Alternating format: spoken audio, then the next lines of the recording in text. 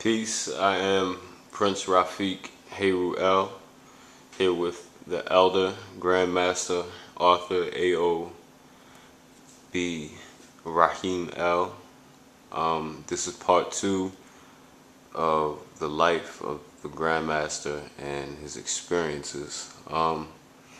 We left off last time talking about what was most impacting about the experience of being under the tutelage of the Honorable Elijah Muhammad, and you said that it was the teachings on the high moral character, something that's really not impacted on enough these days within the conscious community. You know, the whole perfecting of the upright morality.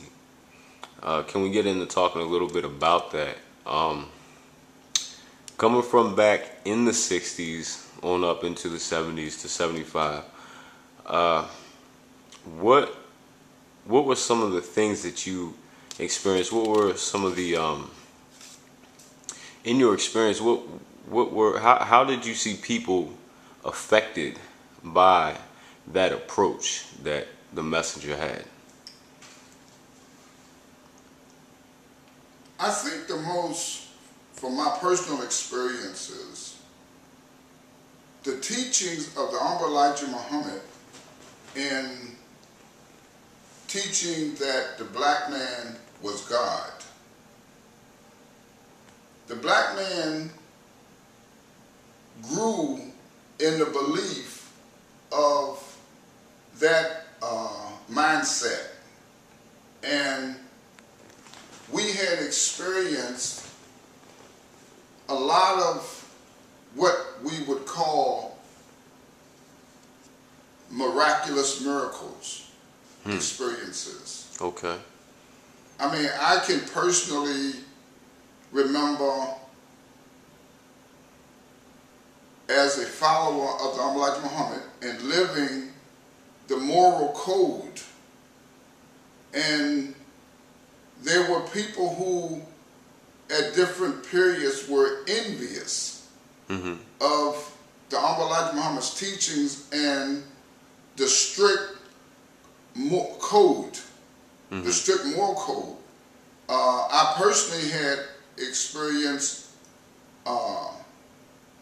guns pointed at me point blank. Okay. And I had experience in at least 2 or 3 different occasions where guns were pointed on me and the guns clicked. And I attributed that to my godly beliefs and moral practice of righteousness in that conscious state of mind. Okay. Wow. I've heard other things from elders that actually participated. You know, not elders that may have been around, but I'm talking about the soldiers. You know, that put in work, and I've heard very similar stories. You know, from those elders, you know, verifying certain situations like that. Let's talk a little bit about how grounding ourselves in what we would call morality. First, let me say this. When we're saying morals or morality, we're not speaking about any one specific set of laws and rules that would be attributed to any one particular tradition or quote-unquote religion. What we're really talking about is being motivated from within the spirit to have our decisions and our actions and the type of lifestyle that is balanced. Where you will become a living expression of moral standards. Well, see, that's the thing. This is what I'm getting into. When people hear morality, you have different groups out there whose morals vary. So I want to define what in detail when we say morality, what we're meaning. What we mean is living by principle. Okay. Having principles that you live by and not deviate or not compromise your principles when you know that right is right. Okay. Okay.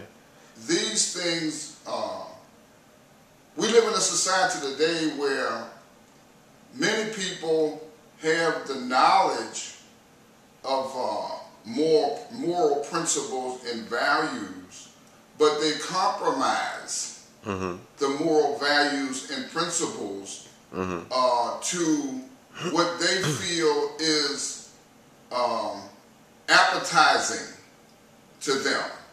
Okay. Where they can get, where if they can get a personal benefit or they feel it's a personal gain, they will compromise that principle or that value. And then in living that particular lifestyle or living that particular way, some people will see you standing up for moral principles, and somebody else will see you abandoning that same principle. But we're talking about living principles, whether you are around people you know or whether you're around total strangers. Integrity. Because that's what you choose to do and the way you choose to live your life with that value. Yes. Yeah, I think it's a piece that is missing, and if not missing, there hasn't been enough attention given to the development of character in the conscious communities or in the conscious circles, or what we call the conscious circles. Nowadays, we see a lot of people coming into different paths of spirituality and seeking to develop their consciousness and expand their awareness. And, in that, people get into what would be termed as occult practices or magic, and yet they still haven't really cultivated that morality or that character. What do you see that the detriment is in moving in those kinds of realms of thought, but not having cultivated that morality? I think that, for one, the children that we produce will really begin to be immoral practitioners much earlier.